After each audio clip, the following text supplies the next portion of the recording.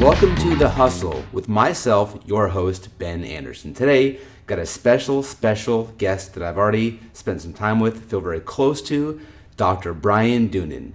This guy's been through many life cycles already, and what he's doing now is remarkable. To share a little tidbit with you guys, he currently runs 5 urgent cares, is a leading medical chief for the World Surf League. It's basically the NFL of surfing. We'll talk about his history in sports and how that relates to today's business. Also, he runs a brand new business called Urgent Care 3D Medicine at Home. Welcome to the family, Doctor. How you doing today? I'm doing great. Thanks for having me. You're welcome. Look, your past is very much like myself, which is why I probably connect with you. And I want to go through your journey, and this is going to really give our listeners an inside look at to how you can take your talent in one area and maybe partner that with other people, other industries, and really find a way to really help people, which is what medicine's all about, right? That's right. So tell me about where your love for medicine all began. It probably began in high school when I volunteered in the hospital, and I just saw how amazing it was to help others. I love that. I mean, helping others is really what we're doing here. So if you understand the nerve of really what makes us human beings, you'll really want to pay attention here, because this story is remarkable. You were born in New Jersey. Yep. You were adopted. I was adopted in Jersey. At 5 months old. Yep. Don't remember being adopted, but you were. I was, and luckily I was adopted with my identical twin brother, because then it just made it easier for the both of us. So being adopted, and I have a very similar past like you, because me growing up as a biracial child like yourself, in a white culture like you did. Talk about what that was like. Where did you first learn that your parents weren't your real parents? What was that like for you? Wow, when did I first learn? I looked nothing like my parents. Right. My dad's Irish. He had red hair and a red mustache. And I would die laughing when people say, "Gosh, you really look like your dad." Like, what? So, I knew right away, but it was just a really amazing relationship, because my parents had so much love, and that's all I knew, and it really ended up being no different. That's all that matters. So you're in a great environment, in a great atmosphere. You have your brother with you. You find something that you love. And was that the thing that you kind of clung to growing up? Is I love the surfboard, I want to be out in the water? Exactly. No, it was hard. My parents had to sit me down all the time and say, there's more than just surfing, you guys. We're like, no, there's not. Did your brother like to surf too, or was it just you? No, he did too. We were in the water all day. My parents, so we grew up in LA, inland, and my parents would do something they called a double whammy, where my mom would drive us all the way to the beach, drop us off, give us lunch money, drive home back to LA, and my dad would pick us up that night, and we would just surf all day long. All day. Best times of your life, right? It was so nice. So nice. And you were talented. So that got you into high school. Was there a high school surfing team? How did you compete back then? Yeah, absolutely. Back then, we would surf contests on the weekends. There really weren't many surfers at our school. There was probably just 2 or 3 that would keep surfing. Some guys tried it, but then they just stopped because they were into other sports. We would surf every weekend, all weekend long. And then by the time I was 16, I was good enough to start competing. And this is when surfing really was born. I mean, this is when surfing became popular, because you were following in the footsteps of like Kelly Slater. And these are icons. These are legends that you're really around at this time. Yeah, he was, right when I was starting surfing, he was already in the magazines. And he's 6 months older than me, so I had a lot of catching up to do. And were you aspiring to be that? Absolutely. When you're an athlete like yourself, you just want to be the best. So I wanted to be the best in the world at one time. And you were great. You, I think at age 18, were competing for a title? Yeah, I was the first national champion at lower trestles in San Clemente. The first contest that the National Scholastic Surfing Association, which is like the NCAA of basketball. Right. They held their championship at lower trestles, and I was the first men's champion. And the game of surfing is not like basketball where you're dribbling and it's the same every single time. There's conditions, there's weather, there's danger out there. So what's it like when you're actually, for those that are listening that maybe have never surfed before, myself included, I could tell you what basketball is like. You can go shoot in the backyard, but unless you really know what you're doing, what's it like riding a wave for you? Surfing is an individual sport. Usually, they're trying to make it more of a team sport now. But since you're on your own and you have to deal with Mother Nature, just like any sports, there's a lot of luck. If the ball's thrown perfectly towards you and you make that perfect catch, right. You make the touchdown or you hit a home run. Surfing, if you're in the right spot at the right time, you will get the best wave and get a perfect 10. What's that like? There's no better feeling. It's just like the home run and scoring the touchdown. The glory is right there. Right there. It's like when you hit a home run, because I'm a baseball player, you don't even feel the ball hitting the bat sometimes. It's almost like it's like a knife through butter. So I'm assuming that's similar to when you're surfing and the sun hits right and you're on that wave and you probably don't even feel the water beneath your feet. You feel one with the wave, because the wave has power and you're using your body weight on the wave. And when you feel one with the wave, there's nothing like it. It's like being in a waterfall and you just feel completely safe. So how is the training for someone that maybe you're naturally talented at? What was the training like to become a great surfer? Was it early mornings before school at 5, 6 a.m. in the dark? Was it dangerous? What was training like to become a pro surfer? We tried that a few times, getting up before school, but the traffic was so bad in LA that we would never make it back in time. So we had to stop doing that. But normally it's best to surf in the morning because the wind's low and the water's smooth. So the best surfing is usually done in the morning.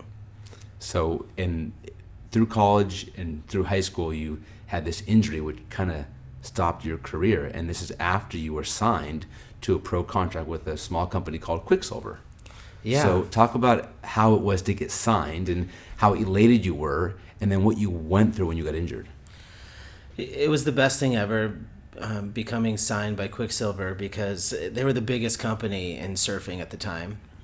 So we decided to stick with them. We had many offers, but since they were the largest, we thought that we could go the farthest. And then literally 6 months into my pro career, I basically tore my ankle so bad that I could not even stand on my board for 6 months.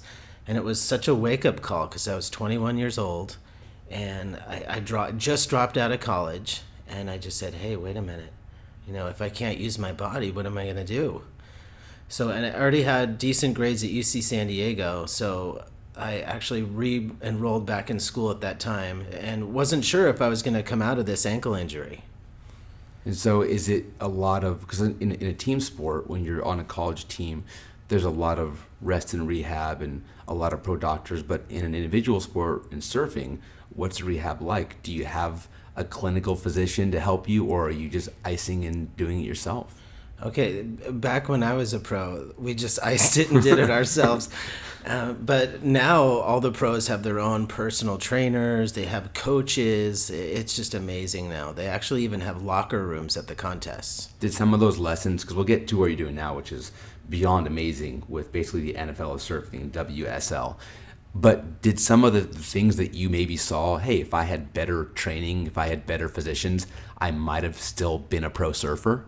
Absolutely. If Quicksilver had their own trainer at the time, as well as rehab physical therapist, there's a chance I would not have gone to medical school. Life happens for a reason, and I think part of the story was maybe now you're giving back to those that could have used you before. Talk about your journey once you went to college and fell in love with medicine as your second love.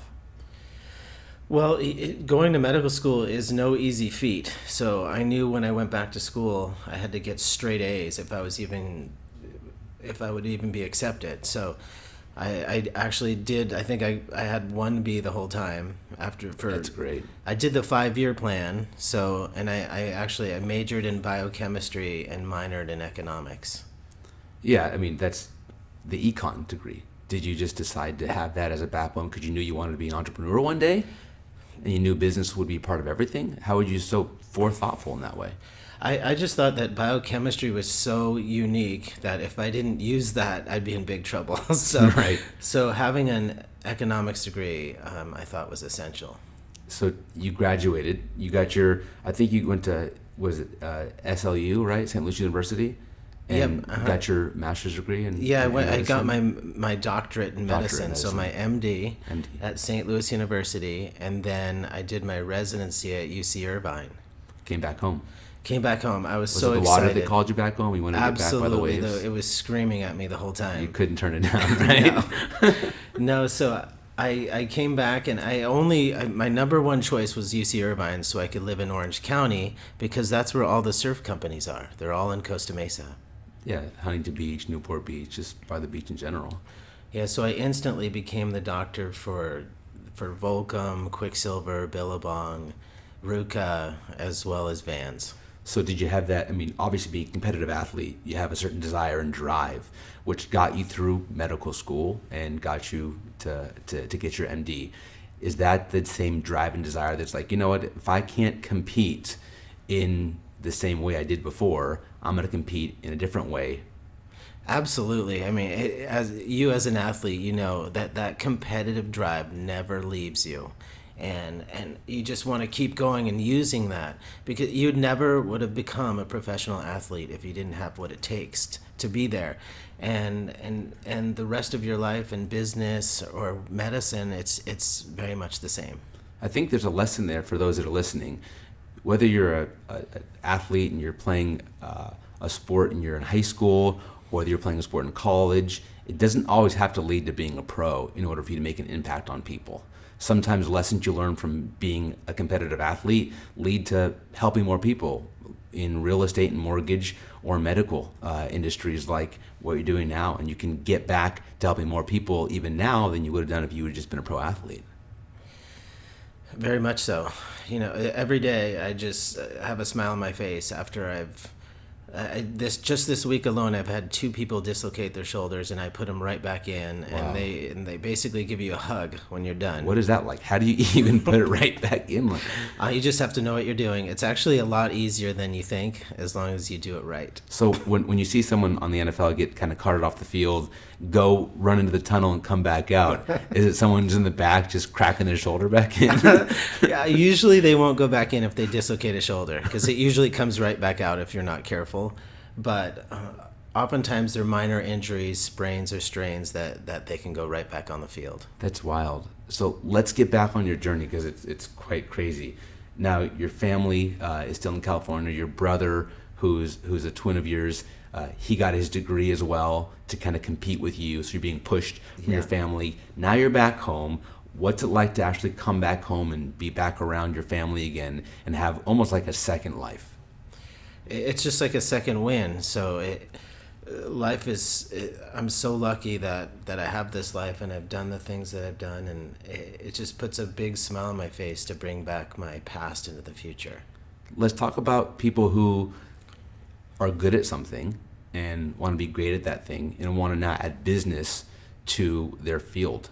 So you weren't just a resident, you then became a self-employed business owner. How did you make that transition from the classroom to the boardroom?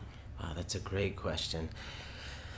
You know, there's some people that just want to work for a company. You know, when all the residents at UCI, I always ask them, hey, who wants to go into private practice? And out of 10 or 11 people, there's usually only 1 or 2 that raise their hands. You know, a lot of them want to they don't want to take the risk. They don't have the money to do much. You know, when you finish medical school, you're pretty much broke. Right. So, but as an athlete, you know, you take risks and you challenge yourself to the utmost to be the best. Right. And that's really what I did. And I just said, hey, I'm working for myself and I'm going to do this on my own. I love that you have to just go all in if you believe in something. Yeah, I mean, looking at mortgages and real estate, I see debt all the time, and I see doctors who are so talented, who are so smart, you know, working underneath someone else's umbrella, not really having the best quality of life. And here you are, someone that said, I'm going to defy the odds and own my own business. So was it just a decision you made early? Was it, hey, I just can't work for anybody else because I'm on the wave and it's me in the wave riding my own ship, so I'm never going to be tooting someone else's horn? Is it a mindset? Is it just we'll see what happens? You know, what's behind the scenes in your mind and you're thinking about just running your own operation coming from college like that? right out the gate? I think it's always in the back of your mind, but you really need exposure when you finish school or you get your degree. You really need to work for someone big or someone great, at least for a few years to get experience and just in the back of your mind always be thinking, hey, what's the next step? What's the next step? And I remember I was working for these amazing doctors and they had the biggest practice in Orange County, and I just said, hey, you guys, when I'm 50, am I going to be working for you? And they both looked at each other and almost started laughing. So I right then immediately knew that I needed to move on and do my own thing. So what was that like? What was the first step in doing your own thing? Basically taking every penny out of the bank and throwing it right into a new practice and just keep my fingers crossed that it was going to make it. It seems like anybody that's really made it has had that leap of faith. It's not just a step, it's a blind leap that if I believe strong enough in what I'm doing that it's going to work, then I'm going all in. And you went all in on your own business. All in. I even borrowed money from my parents. What was that like? Stressful. So stressful. Because now you're not just jeopardizing your own cash, but now it's the people that really raised you, you're putting them at risk. Yeah, absolutely. And I felt really bad about it. But luckily, it was 6 months before the stock market crashed, so I borrowed money right before then, and I paid them back in full in 6 months. That's amazing. So you paid them back in full. You must have done well. I did. So tell me about how your business got started. Okay, basically, I had to work every shift instead of no weekends. When you own your own business, you really have to say, hey, if I need to make this happen, you have to sacrifice. So starting a business, you can't just hire a bunch of people and just think it's going to run on its own. You have to basically do the footwork. What did you sacrifice? Sleep, food, health? Probably, sleep, good food, and then time. I just didn't buy any expensive food. And so the first step to owning your own business, did you get a location? Did you put the rent down? Did you rent equipment? Tell me logistically how this business became a business. Okay, it was another practice that was going under every month. And I really knew that I had to just go in there on my own and sacrifice my time and take a gigantic pay cut and just pay myself the minimum just to get the bills paid. Be willing to eat crow, face the fact that you're eating Del Taco or Taco Bell or Jack in the Box or whatever it took. It tastes good. At the time, I mean, look, I've eaten in worse places every single day of my life, so I'm not mad at you for that. So you're hustling, you're grinding, you're paying your dues. You now have a secret recipe, which is how much you serve your clients. And that's why your business started to succeed. So tell me about, I can see in your eyes how your clients matter to you more than just having them be a WebMD. And you're trying to bring that authority back to being a practitioner and an expert. So what was your model? What was your business benefit plan? How are you helping your clients?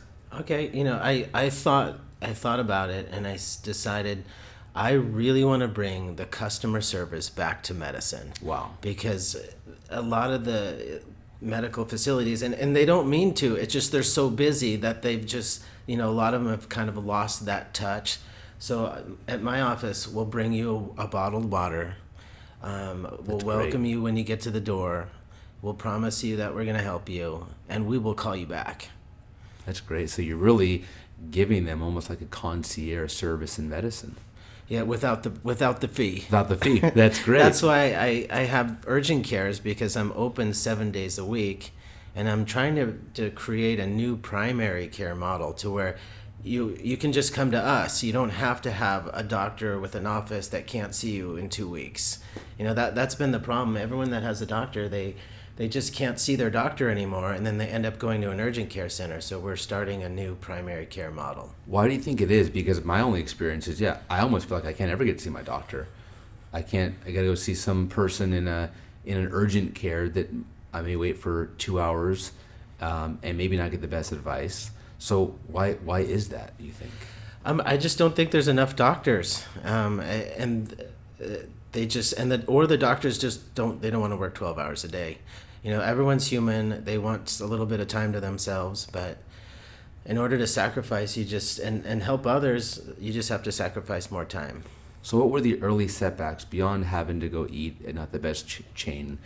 food places? What were the early, emotional, personal setbacks that you went through when you really found yourself in the I don't know, I do know, if I can or can't make it place? Because maybe now you don't look back and say, it's like childbirth, it's not as bad later as it seems then, but if you go back to the place where you truly were young in the business and you're advising someone else who's kind of stuck right now, what advice would you give them to get through that?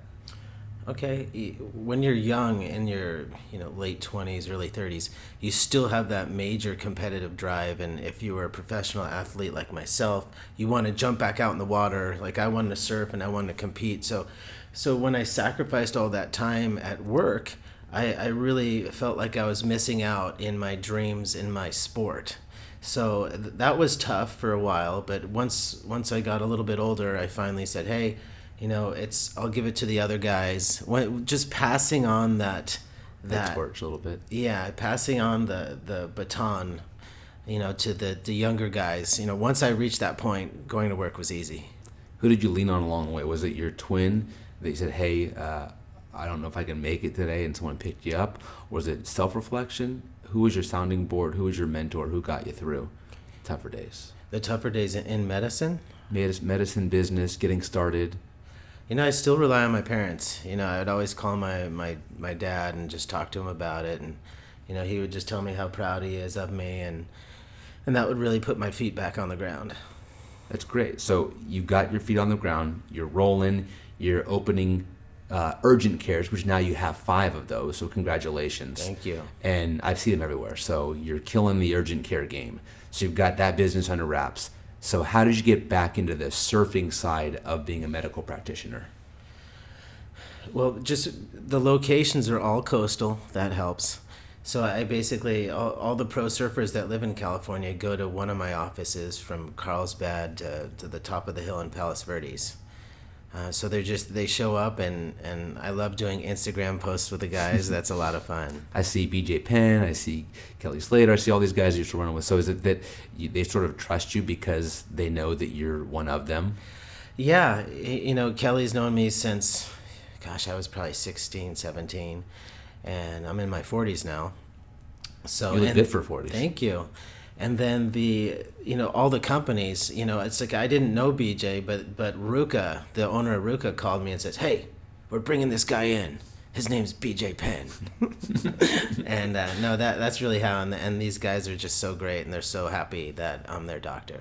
Do you feel that sense of camaraderie, culture, even though it's not a team sport, it's a team environment, that, hey, these guys get me because we own the water together? Yeah. Yeah, there's just as a surfer, it's just a different element, and they sort of see me as I'm a chill doctor. I'm not going to be that really uptight kind of guy. So business is firing. You're killing the urgent care game. You have some great modern day principles on how this business should run better, which I think is revolutionary. And even in lots of industries, you don't really have a lot of young, hungry people leading the charge and breaking the mold, but you really are breaking the mold for medicine. So talk about that for a little bit. Yeah, well, it's just showed that the customer service aspect, once I started doing that, I really can turn a practice around. Since I do startups, so I'll just open an office in a new town, and just getting the word out. And then once patients start coming in and they see how great it is, they tell at least 3 more people. And it's so different that I'm sure it's not hard to stick out and get your reputation out there. So I think the principle here is, if you have a great idea that's different than how it's been done, don't shy away from that. That differentiator might change and save lives. And I'm sure there's lives you've really impacted. Talk about some of your biggest wins as a doctor. Has there been a time where you altered this person's life because of how you helped them? Or is it just the day-to-day, every day that's making an impact? Wow, that's tough. Yes, I've saved lives. And, my favorite thing is when someone's in pain, I tell them that I love taking the pain out of the world. I love that. But day by day, making little changes, can make lifelong changes in the end. But just little things, can grow into big things. So a lot of times, doing a big change in medicine, like instead of being a doctor now, there's going to be robots. That's such a drastic change that just doing little things like customer service, Right. calling the people back, and then making sure they come in more and you're more available or someone's more available to them, you can make a big difference in their lives. I think that's so huge because the littlest things, calling somebody back, that's almost like a lost art these days. Just returning a phone call, caring about somebody, returning a text, offering them water in the waiting room might take the pain away. Just doing the little things, asking them, how are you comfortable? How's the heat in this room? Should I make it warmer or cooler? The little things that make your business that much more remarkable. So I think if you're listening here and you really want to be successful, the takeaways I have so far are that care about your customers, don't be afraid to take risks and ask family for help, and just put your business on the map by being innovative. And let's talk about, beyond all else, the effort that you had to put in to get 5 of these going. Do you have any number 2s, number 3s? How should people set up their team? Because it's not probably just you running all these organizations. Otherwise, you couldn't be with me today. No. So while you're with me today, who's running your businesses? How do you set up your team for success? Great questions. You really just have to have somebody that you can trust, that has a different mind than yourself. I love taking care of people. I'm really good at meeting new people, but you need a business mind also. So I do have basically an administrator that does all the busy work, looks at the numbers, that I trust with everything. So if you can find a partner like that in a business, you can really go the extra mile, because there's no way I can do it on my own. I love that you're willing to find people that complement you in other areas, because you'll have a stronger team. And someone that's willing to be a number 2. It doesn't have to be number 1. I think no one's going to care about your business as much as you do, ever. You're just probably a 20 out of 10. It's okay to have 8s and 7s as long as they're 8 out of 8, 7 out of 7. They're giving the best that they have the ability to give. Let's talk about the new modern way things are done. How much marketing and media goes into what you're doing, or is it strictly word of mouth and service? Wow, I think it's at least 50-50. Marketing is, you never know how much you're getting out of marketing. You never know, but because someone could come 3 years later and say, oh, I saw that ad that you spent thousands of dollars for. Right. So, but marketing, you have to at least do 50-50. The word of mouth used to be everything. Nobody looks at the Yellow Pages anymore. Nobody opens up, oh, let me see this doctor. So everyone's on Yelp, Instagram, they're on Love that. Google. So if you're high up on those media, social media areas, you're doing So well. what you're saying is you're working on your personal brand as much as you are your customer service. And with the way the world's changing so fast, with people having access to information, your brand has to be out there. Because you're with the surfing league that you're with, and because you're able to be around people that have a say-so, who are pro athletes, you've got an advantage, but you worked your way to get there. But your personal brand is probably why these RUCA brands come and say, hey, meet BJ Penn, because they can look you up on Instagram. They can watch who you're following. They can see what your day-to-day is like. Without that access to information, you wouldn't probably be as popular as you are in our community or out there. So some advice that I want to give people, if you're listening to this right now, is don't just be a practitioner, but be a branded marketing practitioner, because that's when your true success reaches a whole nother level, which is where you are at today. So talk about what you're working on next, some of your 3D projects, and maybe how we can be more involved in that as an organization. Okay, I really want to bring modern medicine back home. So we're trying to do telemedicine and make it better than it's been. Looking at a computer screen and diagnosing someone is next to impossible. So dumb it down for someone like me. What's telemedicine? Oh, telemedicine is when you basically dial up a doctor and it's a face-to-face exam where you're just looking at somebody on a two-dimensional screen. So are you seeing a lot of your colleagues, or maybe businesses, going that way, or trying to promote that, hey, just because technology is there, you don't have to go anymore. You can plug on a screen and you can just see someone face to face. I've seen some of these ads on TV for sort of like these teledoctors or even psychiatrists that you can FaceTime. So is that what you kind of referring to? Yeah, in some fields in medicine it works better. Like in psychiatry, it seems like you could talk to a patient and work them through certain situations. But when it comes to clinically diagnosing people, I think it's only average at best. So there's a better way to do it, and that's what I'm headed toward. And talk about what is it like if I'm trying to get your services, is it simply coming down to the office?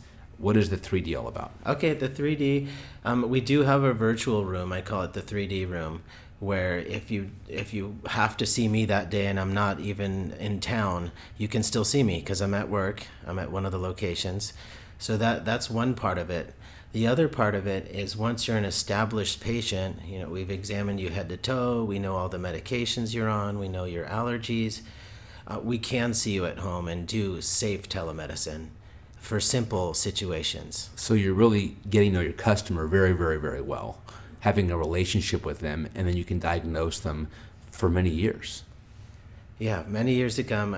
Once I become your doctor, I want to be your doctor for life. I love that. I want us to be able to follow you, but more importantly, I want to bring value to your business as much as I possibly can. The next best great idea could be out there, and if you're in the medical field or in the business field and you want to bring an idea to you, what's the best thing to do? How do we share with you? What are you looking for? Because you're an innovator, you're a pioneer, and someone out there might have the next best thing that might help this world succeed. Holograms. Can we bring holograms to the home? Great. That would be so amazing. That is a dream of mine. I think there will be ways to where we can check your vitals at home. That's all coming, but a hologram would just be at the next level. So Dr. Bryan Doonan, how can we follow your journey? You can follow me on Instagram, dr.doonan. That's just me personally, and that's probably the best way because I have 2 separate companies and I work for both, and I'm the president for both, so that helps. So last question, how often are you surfing today still? I surf about once a week now. Do you love it more than ever still? I love it more than ever. And so how can I start surfing? What's the first thing I should do? You probably should pick some warm water. Like a bathtub? Yeah, like a bathtub. And then make sure the waves are approximately 1 foot. That's good. That way if I fall, I won't get hurt. And if I do get hurt, I'll come see you. Perfect. And I'll be at work, so. Dr. Doonan, thank you so much. You have the hustle, my friend. Thank you so much. Great time. Appreciate you. Have a great day. Crush it. Bye-bye.